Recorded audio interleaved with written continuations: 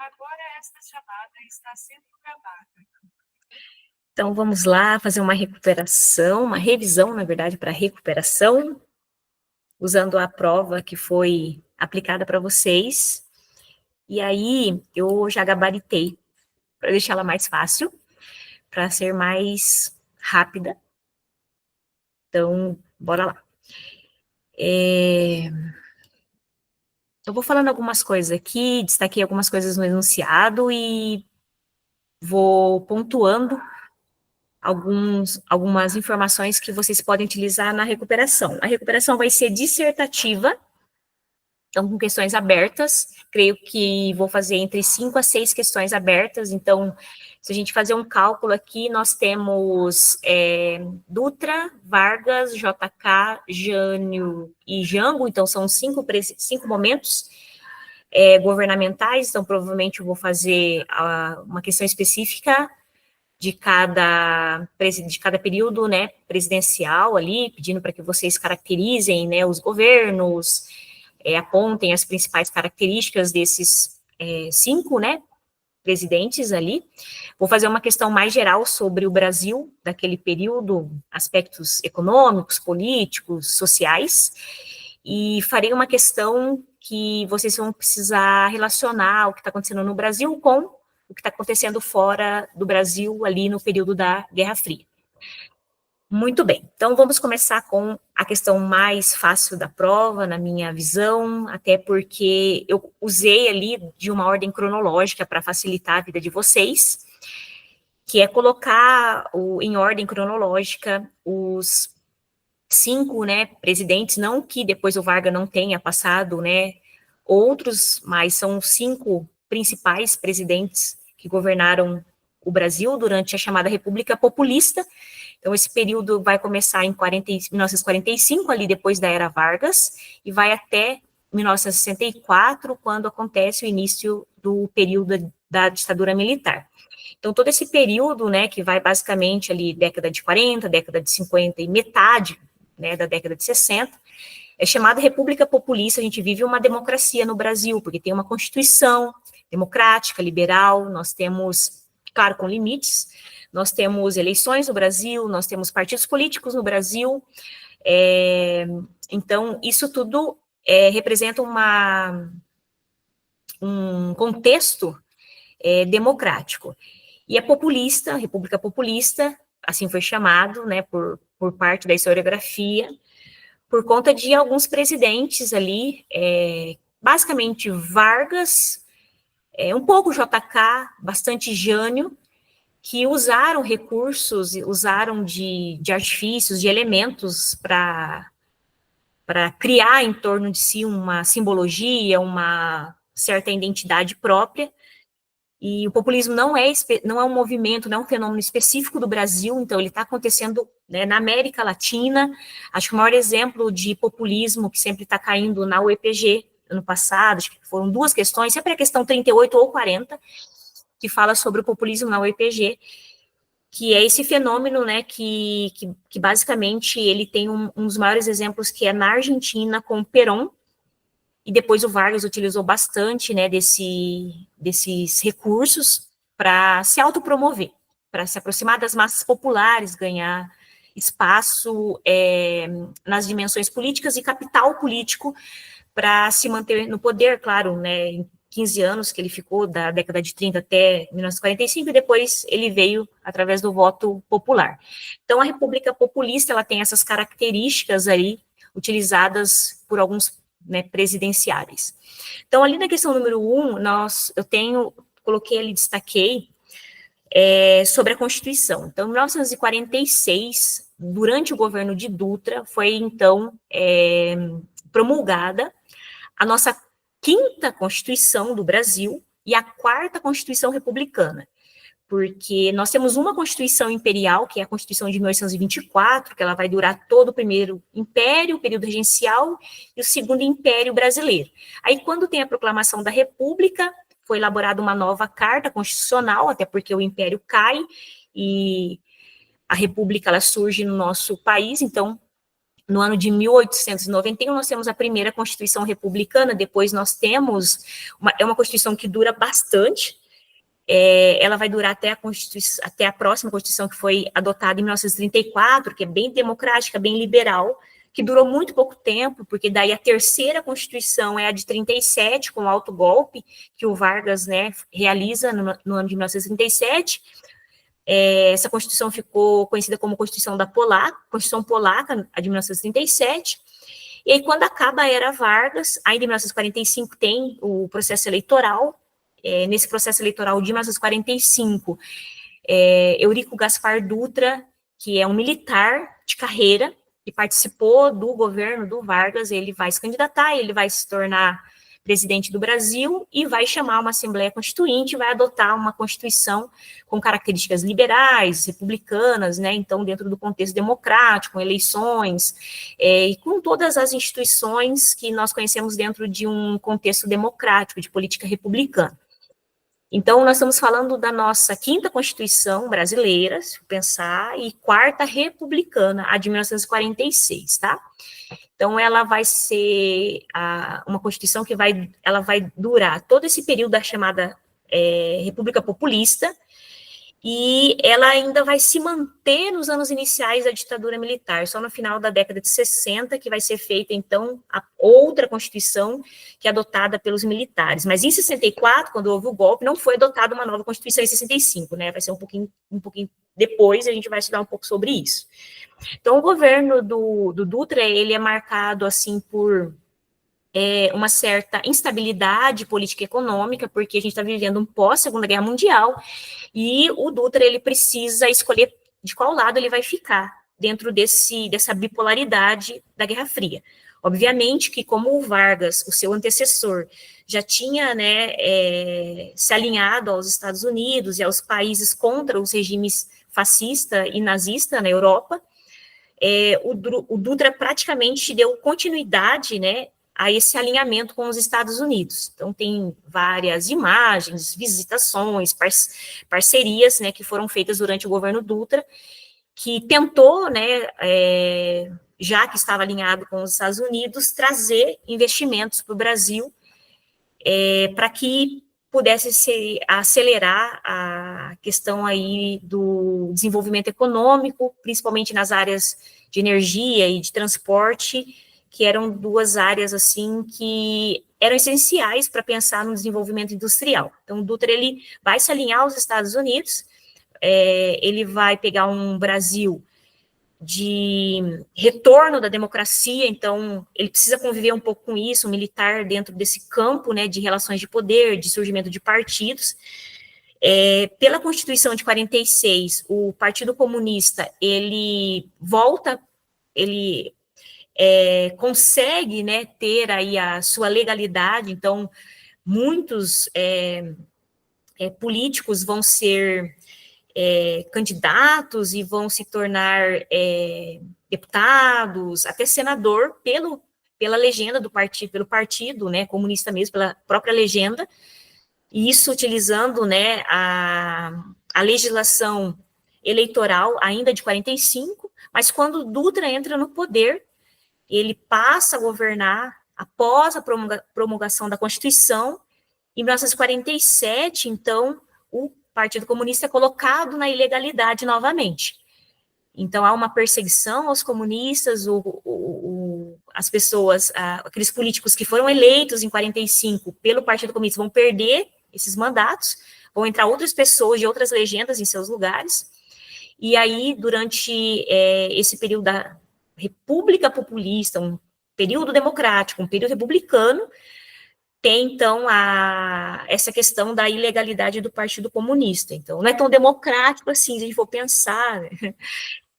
Então, tem um caça-bruxas ali, né, em relação aos membros do Partido Comunista. Mas mesmo na ilegalidade, tem uma questão, acho que caiu uma questão dessa na prova, as pessoas que faziam parte do Partido Comunista tinham, né, contato e tinham cargos e tinham parcerias e estavam em representações, seja no próprio nos sindicatos, nas universidades, nas entidades filantrópicas, em outros movimentos políticos, em outras instituições e outras legendas partidárias. Então, eles estavam espalhados, né, mas ainda dentro desse perfil do Partido Comunista. Mas o Partido Comunista mesmo, ele, né, na ilegalidade, ele não poderia, né, promover reuniões, congressos e nem disputar uma eleição no Brasil. Então, aqui, nós temos alguns fatos, e eu deixei a questão fácil porque não tem como errar a letra E. Então, a gente sabe que o Jânio Quadros, em seu período bem pequeno de governo, como presidente do Brasil, em pleno, assim, acho que é um dos momentos mais complicados da Guerra Fria, foi a década de 60, início da década de 60, ele vai lá, o Jânio Quadros, e condecora o Che Guevara. Então, se eu sei disso, eu já sei que o 4 é a letra E, e daí teria nessa opção A e B. Mas também eu não tenho como errar essa questão da Petrobras, porque, assim, no final da década de 40 foi descoberto petróleo na região nordeste do Brasil, e o Dutra, alinhado aos interesses do capital estrangeiro dos Estados Unidos, ele, de certa forma, vai obstaculizar, inclusive ele vai dizer que o Brasil não tinha condições tecnológicas e nem financeiras para extrair esse petróleo, para orientar e conduzir a exploração desta riqueza. Então ele fica numa situação de que, de um lado, ele defende que esse petróleo tem que ser extraído por investidores estrangeiros. Há uma pressão no final da década de 40 por movimentos urbanos, sindicatos, partidos políticos progressistas, economistas, empreendedores, até mesmo brasileiros, que viam de forma favorável o Estado proteger a exploração dessa riqueza através da criação de uma empresa. E aí, a Petrobras não foi criada na final da década de 1940, mas a campanha O Petróleo é Nosso ficou bastante conhecido dentro do contexto do governo do Dutra. Então, teve esse embate, né? O presidente e parte de uma ala mais conservadora, né, de políticos eram contrários, né, à criação de uma empresa brasileira para extrair o petróleo, e, do outro lado, nós temos segmentos populares, segmentos de empreendedores brasileiros que defendiam, né, que o Estado tinha, sim, que cuidar, zelar, orientar e financiar, investir nessa exploração. Então, a Petrobras, ela vai ser criada durante o governo do Vargas, foi uma das grandes marcas do governo do Vargas. Então, a Petrobras, Vargas, e a Eletrobras não é Vargas, mas é o seu, né, entre aspas, filho, entre aspas, né, que é o João Goulart. Então, aqui não coloquei a Eletrobras aqui, mas ela vai cair em outra questão lá. Então, a Petrobras, Vargas, então, 2A, né? Então, não tem nenhuma questão que tinha 2A, só a letra A aqui, por isso que ficaria meio que um pouco fácil. Então, a criação da Petrobras pelo Vargas foi uma das grandes marcas.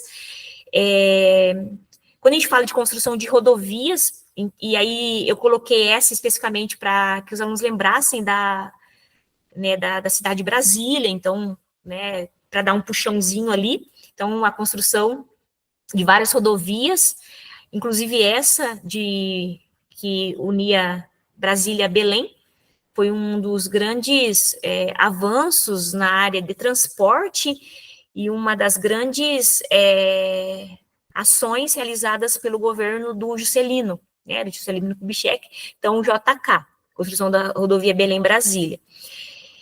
E o Estatuto do Trabalhador Rural, ele foi criado no ano de 1963, então, durante o período presidencial já, não era mais parlamentarista do, né, presidente João Goulart, que mostra essa característica mais varguista, perfil mais trabalhista, tanto do Vargas, mas o João Goulart, que era como se fosse, assim, o seu, né, sucessor.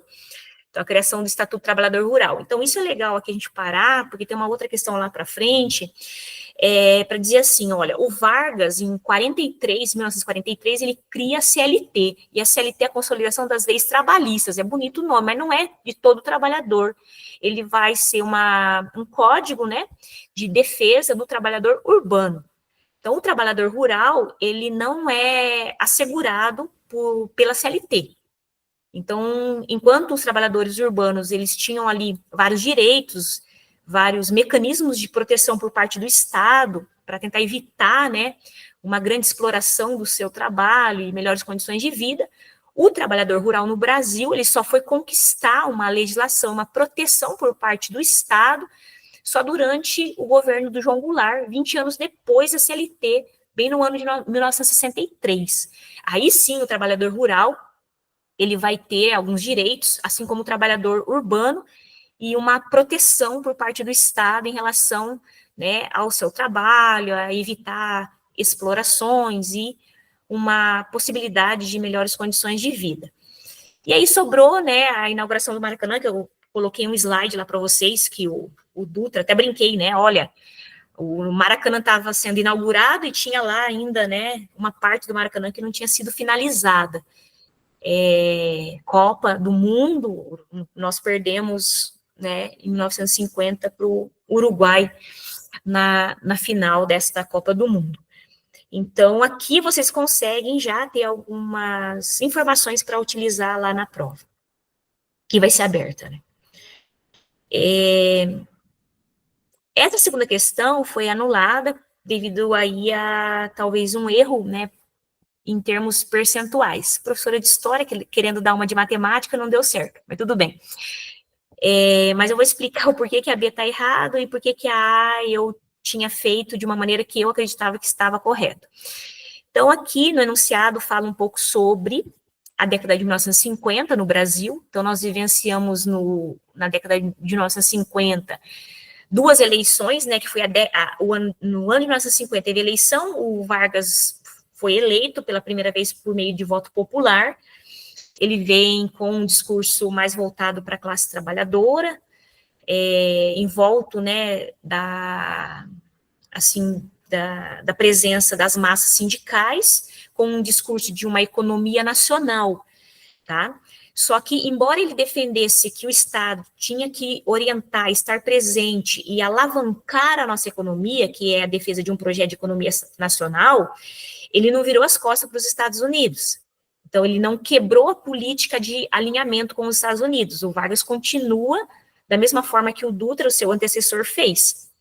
Então, ele não rompe com os Estados Unidos, não retoma relações diplomáticas e nem econômicas com, né, a União Soviética e nem com a China comunista, mas, de certa forma, com esse perfil populista, com esse seu histórico, com um discurso mais voltado para as classes trabalhadoras e para um desenvolvimento nacional, ele vai defender algumas políticas que vai atrair alguns inimigos, principalmente grupos vinculados ao capital estrangeiro, e até mesmo, né, grupos que não vê com bons olhos um Estado realizando políticas públicas para as massas trabalhadoras, para as populações mais pobres. Então, por isso que, desde o início, penso eu, que ele teve que enfrentar um Congresso que não via com bons olhos essas políticas, então ia ser muito difícil ele passar alguns projetos políticos e econômicos. A Petrobras só passou, na minha concepção, porque era um projeto de grande, né, porte, né, algo que interessava até mesmo para os industriais da época, para os grandes nichos econômicos do Brasil, por conta que o petróleo era uma energia muito importante para alavancar a indústria, alavancar a mecanização e outros setores econômicos, que até os latifundiários estavam atrelados. Então, acho que por isso que passou. Então, quando eu coloquei a letra A, eu não fiquei pensando na década de 50, porque o final da questão 2 diz assim, sobre o Brasil da República Populista. Então, o que é o Brasil da República Populista? É o Brasil que começa em 45 e termina até 64. Por isso que eu coloquei cerca de 40%, né, de pessoas eram analfabetas no Brasil, e a maior concentração dessas pessoas analfabetas estava na zona rural. Mas, enfim, foi anulada, mas, assim, só para vocês pensarem que, sim, nós tínhamos uma taxa de 39% no início da década de 60 de analfabetos e mais ou menos uns 50% ali na década de 50. Então, variava um pouquinho. Acho que talvez se eu tivesse colocado melhor essa informação, acho que talvez vocês não ficariam, né, confusos e tal. Mas beleza. O que está errado nessa questão é a letra B, porque, assim como eu disse anteriormente, os trabalhadores do campo não tinham conquistado direito pela CLT, somente pelo Estatuto do Trabalhador Rural, que foi assinado em 1963. Então, essas informações vocês podem, né, pensar e resumir, sintetizar, e fazendo, né, uma síntese lá no caderno de vocês, para se preparar para a prova, já que a prova não é em consulta. Então, na hora que chegar no governo do Jânio, do João Goulart, desculpa, do Jango, vocês podem colocar a criação do Estatuto do Trabalhador Rural, podem colocar sobre a Eletrobras, quando falar sobre o Vargas, podem colocar sobre a Petrobras, né? No final da década de 50, o Brasil vivenciou várias mobilizações no campo, são as chamadas ligas camponesas, ainda não existe MST, o MST é um movimento da década de 1980, inclusive nasceu em Cascavel, no Paraná. As ligas camponesas, elas nascem, né, no interior de vários estados do Nordeste brasileiro. Tem também esse perfil de lutar pelas terras, pelo direito à terra, lutar por melhores condições de trabalho, dos lavradores, daquelas pessoas que não tinham acesso à terra, mas gostariam de ficar no campo, trabalhando, produzindo, seja alimentos, né, ou outros gêneros para atender o mercado interno. Então, as ligas camponesas foram fundamentais para que o governo do João Goulart aprovasse o Estatuto, né, do Trabalhador Rural, porque as ligas camponesas, além de lutar pelos direitos à terra por parte do lavrador, também uma legislação que protegesse os trabalhadores do campo. As ligas camponesas, elas foram retratadas em poesias, em vários gêneros artísticos da época, principalmente pelo cinema novo. Francisco Julião é uma figura importante desse contexto das ligas camponesas, tem outros nomes, mas ele foi uma liderança bastante conhecida e que depois, né, acabou foi exilado, enfim, né, sofreu com, né, as consequências do golpe. E a letra aí também está correto, porque diz que no Nordeste também surgiram esses movimentos de cultura popular. Nós sabemos do método de alfabetização do Paulo Freire, que ficou bastante conhecido na região, na época do Nordeste, principalmente na região de Pernambuco, né, porque a família Reis governava a região na época, até hoje tem, né, políticos dessa família governando a região. Então, Miguel Arraes é uma figura política, um político bastante conhecido na região de Pernambuco. Ele foi favorável a esses movimentos de cultura popular, que levava arte, levava cultura, alfabetização para as massas, né, trabalhadoras do campo e da cidade, pessoas que não tinham dinheiro, não tinham acesso à cultura. Um movimento de cultura, no sentido de resgatar a cultura brasileira, a cultura nacional, o nosso folclore, os nossos artistas, as nossas riquezas étnicas, então isso é bem interessante. E tudo isso dentro de um movimento muito maior, que fazia parte desse momento da chamada República Populista, que foi esses movimentos progressistas, de políticos, de intelectuais, de artistas, de estudantes, de instituições, sindicatos, partidos até mesmo políticos, que defendiam que o Brasil precisava urgentemente progredir, ou seja, se desenvolver, mas dentro de uma base nacional e de uma justiça social. Então, nós temos aí, não falei muito sobre, mas Quem me escuta sabe o que eu estou falando, que é a CEPAL, né, que é assim, uma instituição muito interessante, foi criada ainda, né, ali no final da década de 1940, dentro do contexto da Guerra Fria, para discutir sobre o desenvolvimento social, o desenvolvimento econômico de países chamados periféricos e subdesenvolvidos, seja na África, assim como na América Latina, e também, né, no sentido de, estamos falando de um momento no Brasil, de que o Brasil, de certa forma, recebia recursos dos Estados Unidos por meio de um programa chamado Aliança para o Progresso, principalmente ali na época do presidente Kennedy, que na verdade era dinheiro emprestado para promover habitações populares, alfabetização, criação de escolas e creches, mas dentro dessa lógica de que o Brasil continuasse subalterno aos interesses do grande capital. Tá? Então, era, na verdade, dinheiro emprestado, não era dinheiro injetado sem devolução. Inclusive, tem alguns materiais no próprio YouTube que o próprio Paulo Freire fala, né, e aí fala dele mesmo, dizendo que, olha, eles vinham aqui com projetos de que a gente tinha que fazer isso, aquilo, para ter acesso a esse dinheiro. Daí o Paulo Freire falou, não, a gente não quer isso, a gente quer uma alfabetização desta forma, dessa maneira, do jeito que a gente vê que é importante, né, pro brasileiro, e não uma receita dada e imposta, né, por um país que tem uma outra realidade cultural e econômica. Então, é bem interessante vocês entenderem um pouco como que estava, né, essa agitação, essa euforia política também nesse contexto de Guerra Fria, para vocês fazerem essa outra questão, que eu falei que é uma questão que vocês vão ter que relacionar determinados fatos que ocorreram no Brasil, ou né, presidentes, situações, e vincular com o que está acontecendo fora do Brasil. No contexto de polarização, Revolução Cubana, Aliança para o Progresso, essa coisa dos Estados Unidos, né, tá de olho e muito temeroso do que está acontecendo na América Latina, depois da Revolução Cubana, a política do Jânio Quadros e do João Goulart, que era uma política, que eles defendiam uma política externa independente, então, isso tudo vai ajudar vocês na prova.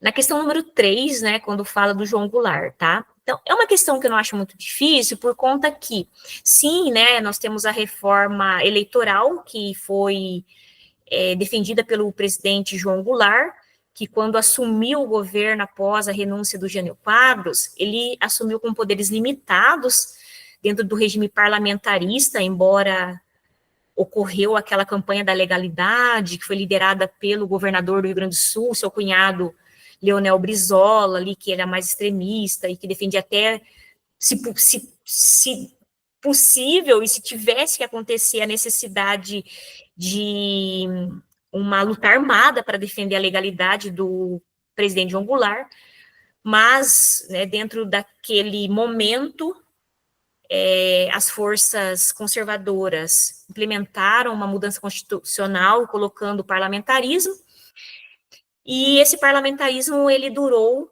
do finalzinho de 61 até o ano todo de 62, o plebiscito no início de 63, quando as pessoas alfabetizadas, né, vão até a urna para dizer, nós não queremos o parlamentarismo, queremos o retorno do presidencialismo.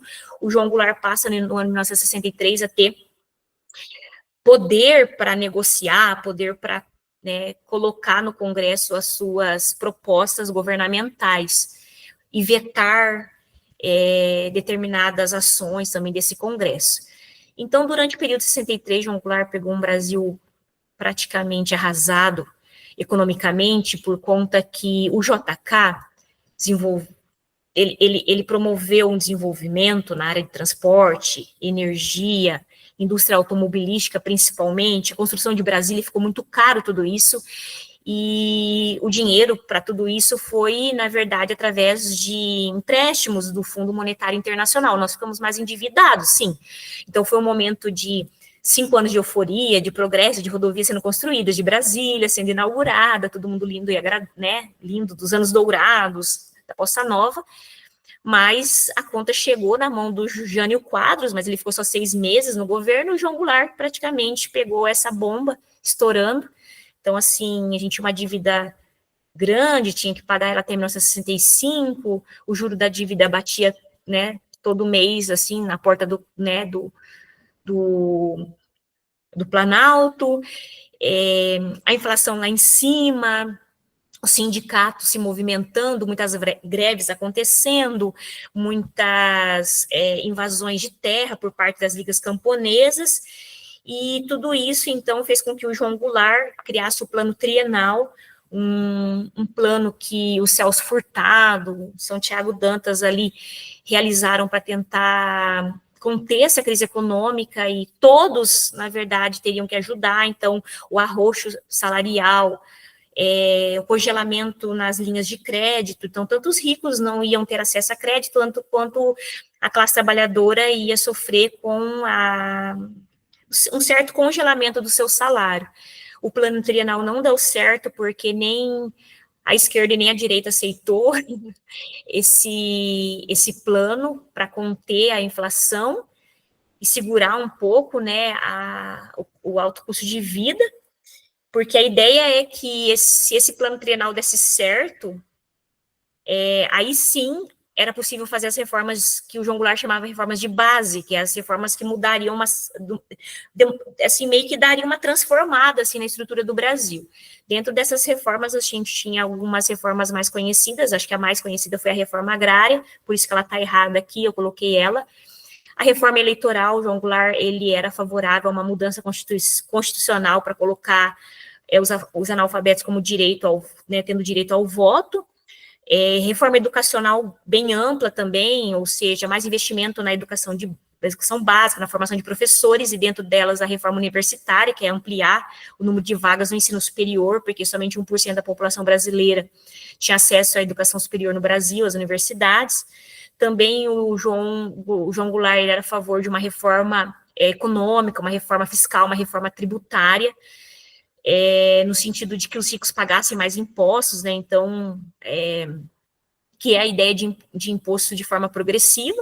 E a reforma agrária, na verdade, era um projeto que teria que mudar a Constituição, porque pela Constituição, a desapropriação de terra por parte do governo era possível desde que o governo pagasse o valor de mercado para os donos que não utilizavam mais de 500 hectares de terra. Mas o governo não tinha condições de pagar, porque o governo estava quebrado, a economia, né, em déficit. Então, a ideia é que criasse, então, uma mudança na Constituição, fazendo com que, em vez de pagar com dinheiro vivo, no valor de mercado, se pagasse em título da dívida pública, mas os latifundiários não aceitaram isso, e os latifundiários ou eram deputados ou financiavam deputados e senadores, então o Congresso não foi favorável nessa mudança constitucional. Então, o que está errado aqui, porque a reforma agrária, a proposta de reforma agrária não era essa que estabelecia limite de terra, nem seguia a lógica latifundiária, na verdade era o contrário, né?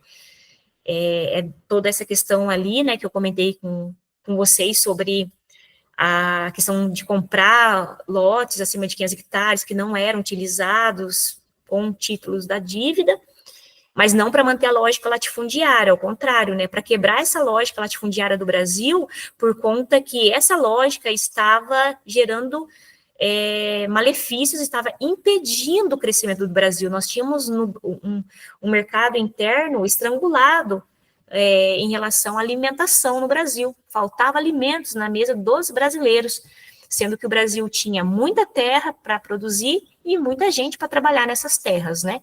Então, dá uma estudada, né, porque pode também ser colocado no governo do João Goulart essas reformas de base. Aí, aqui a mesma lógica, né, no final da década de 50, essa euforia do governo do JK. Então, o que está errado é dizer que no Brasil, então, tinha sim pobreza, tinha analfabetismo, mas não imperava minifúndio e nem policultura, era latifúndio voltado para atender as demandas externas, né, monocultora, e ainda bastante atrasada, tá, a nossa agricultura no Brasil.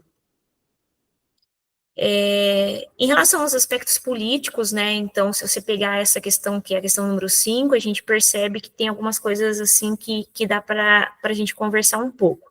Então, nós tivemos, sim, no Brasil, 3 grandes partidos políticos, a UDN, que seria um partido mais à direita, de elementos mais conservadores, né, onde nós tínhamos ali políticos alinhados com investidores de capital estrangeiro, a questão ali de abertura de entrada de capital. Então, a UDN não defendia, por exemplo, a economia nacional. O PSD e o PTB caminhavam, né, geralmente caminharam juntos, mas o PSD era mais de centro, o PTB era mais vinculado com os sindicatos. Então, já discuti a letra A, falei, né, que os comunistas estavam espalhados. No governo do João Goulart, havia, sim, né, membros deste partido que estava na ilegalidade nos baixos escalões do governo, em alguns cargos de empresas públicas, instituições,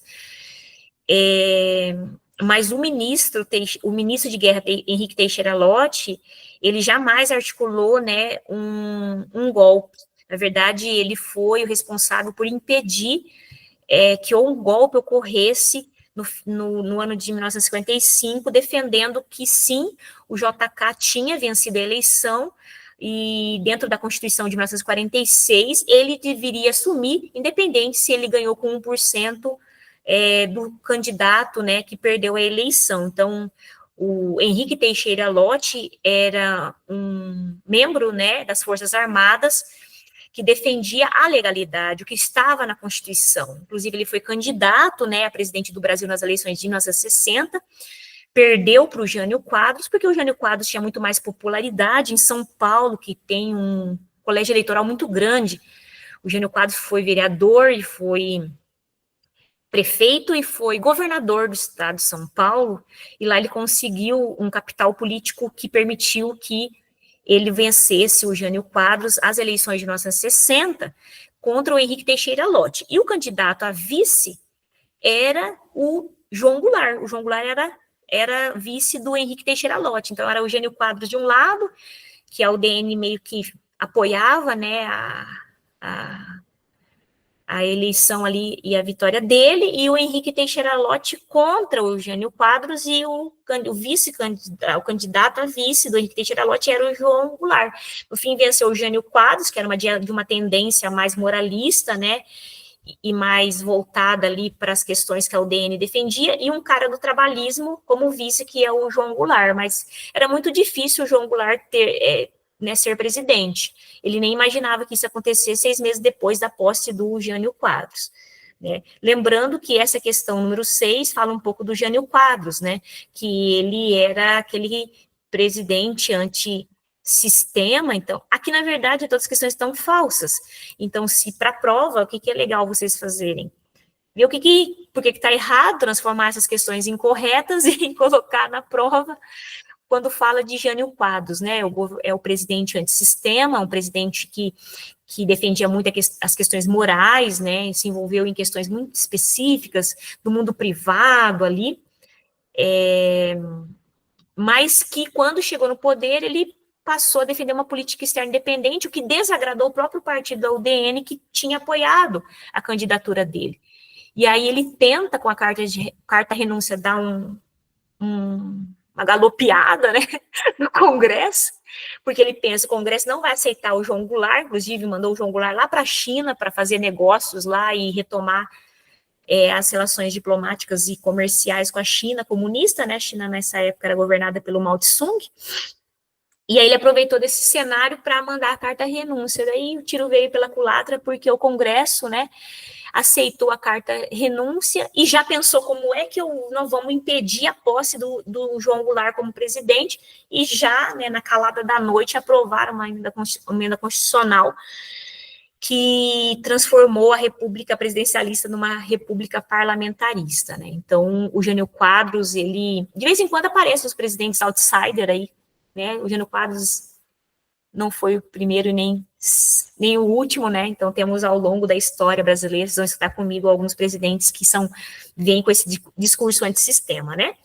E o que chamou mais atenção é a condecoração dele em relação ao Che Guevara, que, né, era um líder revolucionário cubano. Os Estados Unidos ficou assim temeroso, né, com com essa atitude do Jânio Quadros, e quando ele renuncia, daí que os Estados Unidos ele vai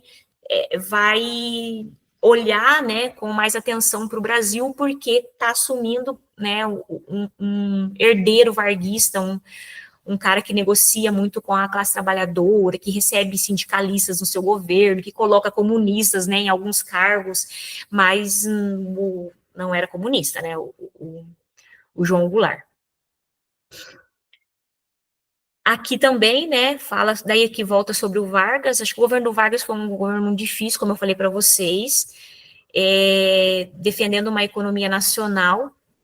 Ele, de certa forma, ganha uma certa dimensão política, mas ele acaba ficando isolado economicamente por ter esse diálogo mais próximo com as massas trabalhadoras, por defender, né, políticas públicas para as massas trabalhadoras, e havia também muito temor, porque ele tinha um histórico e um perfil, olhando para o que ele fez no passado, as pessoas tinham muito medo que ele poderia dar um alto golpe se ele conseguisse o apoio das massas populares e do exército, né. Então, depois do atentado ao Carlos Lacerda, que o Carlos Lacerda não morreu, mas morreu, né, o seu guarda-costa, isso respingou no governo e fez com que ele ficasse mais isolado, sendo pressionado pela mídia da época. Lembrando, Carlos Lacerda foi governador da Guanabara posteriormente, mas ele era dono de um jornal no Rio de Janeiro, tinha muita influência nas mídias sociais da época, que não era o Instagram nem Facebook, mas a mídia impressa, né, e rádio, nem televisão ainda não, tá? Mas todo esse discurso anti-Vargas fez com que o Vargas, então, se matasse, né? Tirasse a própria vida. E depois disso, o que acontece? O vice dele assume. É o que as pessoas pensavam ali no período do João Goulart. A gente tem esse momento, né, conturbado de que vamos evitar a comunização, e aqueles que apoiaram o golpe pensavam, não, bom, depois o vice, quem assume, né, o representante das duas casas legislativas, ou o chefe do Supremo Tribunal Federal, do STF, depois de 65 tem eleição normal, a gente vai ter que se candidatar. Não aconteceu isso, porque os militares entraram e ficaram 21 anos, tá? Então, meio complicada a situação. E aqui, nessa questão, né, que o JK é visto como presidente bossa nova ali, né, então, no final de 1958, a Sudene foi criada por ele, mas a Sudoc não. O Sudoc foi criado no governo do Carlos Luz, que foi o vice-presidente do Vargas, né, depois que o Vargas, então, morreu, o Carlos Luz assume e cria a Sudoc, que é uma superintendência que possibilita a entrada de créditos estrangeiros, facilita muito a entrada de investimentos estrangeiros no Brasil, e a Eletrobras foi criada pelo Jango, né, pelo João Goulart. O JK não tentou reeleição, não era possível reeleição, né, para presidente no Brasil nessa época. O governo era 5 anos, sem direito à reeleição para cargo, né, de presidente. Não era o caso de vice-presidente, porque o João Goulart foi vice-presidente tanto do JK quanto do Jânio Quadros, e depois passou a ser presidente em 1961 com a renúncia do Jânio Quadros, tá? E a D eu coloquei ali que o João Goulart era do Partido dos Trabalhadores, né? O PT nem existia nessa época também, tá? E a 9, que fala do Dutra, então vocês podem até usar a 9 ali para para responder a questão aberta da prova de recuperação, e o plano SALT, né? Então, cada presidente é conhecido com seus planos, né? Então, eu falei bastante já do Dutra, né, lá no início dessa gravação, não vou ficar retomando, mas o plano SALT é do Dutra, o plano trienal e reformas de base é do João Goulart, e o plano de metas é do JK, né, eram 31 metas, eram 30 metas e a meta síntese, que é a meta 31, que é a meta da construção de Brasília, era a 31ª. E é claro que de todas as metas do JK, as metas mais importantes eram de energia, transporte, né, a questão aí industrial. A educação mesmo como um todo ficou à mercê do Congresso discutir, a LDB foi no final da década de 40, o projeto foi construído, foi, né, no início da década de 60 que foi aprovado a nossa, meu Deus, o nosso plano de educação, um plano nacional de educação, né, uma legislação específica que cuidava e zelava e orientava a nossa educação no Brasil, que mostra também que nenhum desses presidentes aí, eles, de certa forma, investiram, né, maciçamente na educação. O João Goulart, que, né, foi favorável a uma reforma ali, né, uma reforma educacional, e por isso também que acabou caindo, né, o seu governo. E aí a questão ali da 10, né, porque o João Goulart, visto como um líder do PTB, um político varguista, que dialogava muito com, né, grupos, até mesmo representantes de Partido Comunista, ele não teve, assim, um apoio do governo dos Estados Unidos, então ele sempre estava pedindo mais tempo para pagar a dívida, e pedindo empréstimos, pedindo créditos, e infelizmente, né, os presidentes da época dos Estados Unidos, o presidente Kennedy e o presidente Lyndon Johnson, eles acabaram fechando as portas, né, devido a esse perfil do João Goulart. Então, a dívida era grande, ele tinha muita pressão de todos os lados, da esquerda e da direita, não conseguiu praticamente governar durante o período parlamentarista, porque no regime parlamentarista o presidente não tem força para isso. Ele nunca conspirou para dar um golpe militar, na verdade, né, ele perdeu forças isolado, sem nenhum tipo de crédito no Congresso. As forças progressistas que o apoiavam não tinham armas, não tinha poder de armas, não era apoiado por forças militares, então ele acaba se retirando do cargo. Sim, ele se retirou do cargo, ele impediu uma guerra civil, porque não tinha como ter, né, um enfrentamento naquele momento, porque ele só tinha apoio de alguns grupos, e que grupos esses que não tinham acesso às armas e que lutavam por um Brasil mais justo, mais igualitário, menos desigual, mais desenvolvido, de forma pacífica.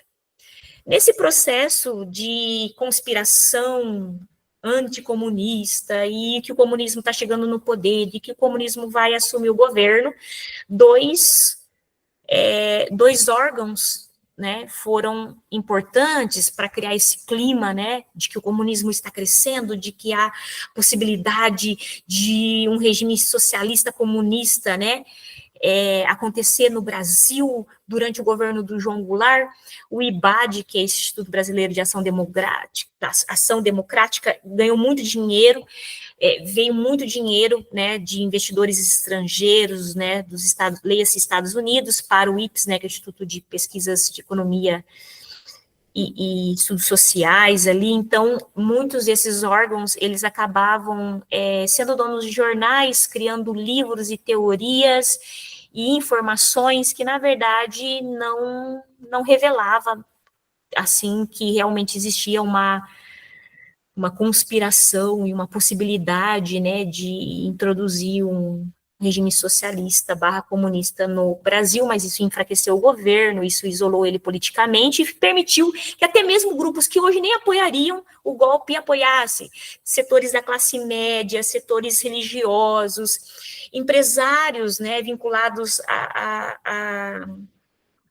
ao nicho nacional, empresas nacionais, investimentos nacionais, banqueiros, empreendedores de pequeno porte, de médio porte, até mesmo determinados grupos estudantis apoiaram, né, o golpe dentro deste caos que foi criado, dessa imagem de que havia uma conspiração e havia uma situação favorável para a introdução de um regime comunista, né? Diante disso, ele foi perdendo força, se isolando, e aí no finalzinho ali, né, do governo dele, nós sabemos que ele deu ali um discurso na Central do Brasil na sexta-feira, 13 de março, e ele praticamente se voltou todo para o lado das esquerdas e defendendo a necessidade, a urgência das reformas de base e que elas fossem feitas até mesmo na marra. E isso desagradou ainda mais, levando, né, as pessoas contrárias a essas mudanças, a esse discurso comunista, a esse medo, esse temor para as ruas, chamados, né, Marcha da Família com Deus pela Liberdade, né? E iniciando aí no dia 1º de abril, uma nova fase da história do Brasil. Então, essa questão aqui da Whey, né, somente essa última que está errada, porque, na verdade, João Goulart, ele ele perdeu força ali no ano de 64, então o governo dele não foi até 1965, né, e o sistema parlamentarista não foi um sucesso. As outras questões todas estão corretas. Muito bem. Acho que é isso. Acho que eu falei um pouco sobre a prova, acho que eu expliquei algumas questões, acho que tem que rever mais aí, umas 2, 3 vezes, esta aula. Dúvidas, Carla Torres, que é eu mesma. Acho que a Tiffany tá aqui. Dúvidas, Tiffany? Não. Então tá bom, só vou parar a gravação aqui, tá bom?